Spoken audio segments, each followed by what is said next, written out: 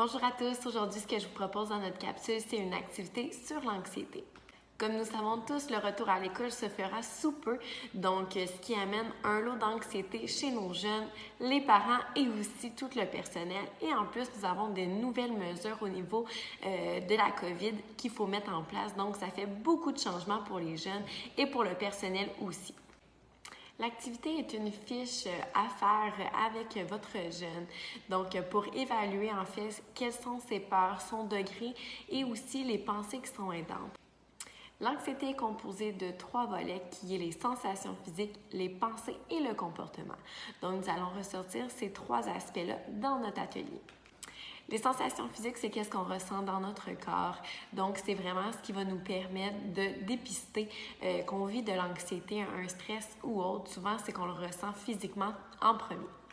Pour l'aspect des pensées, c'est souvent qu'on va surestimer les probabilités qu'un événement va être négatif au lieu de penser aux autres aspects qui pourraient être positifs dans cette situation.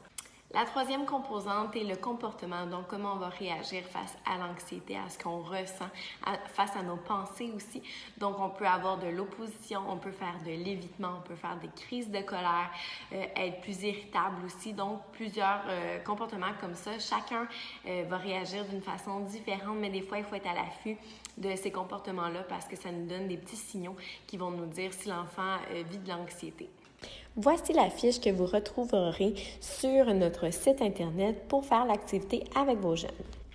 Pour débuter, vous allez commencer avec la liste des peurs que l'enfant a face au retour à l'école. Deuxièmement, mettre l'intensité de la peur sur 10, 10 étant le pire. Troisièmement, dresser les sensations physiques ressenties par l'enfant lorsqu'il vit cette peur. Finalement, trouver des pensées qui sont aidantes, comme ramener un souvenir, rationaliser, quelque chose qui fait du bien, comme une action aussi qui pourrait être aidante pour l'enfant. J'espère pouvoir vous avoir aidé face à ce retour scolaire-là. Il nous fera plaisir si vous avez besoin de plus d'informations, plus d'accompagnement. La clinique Interaction est là pour vous. Donc, je vous souhaite un bon retour à l'école.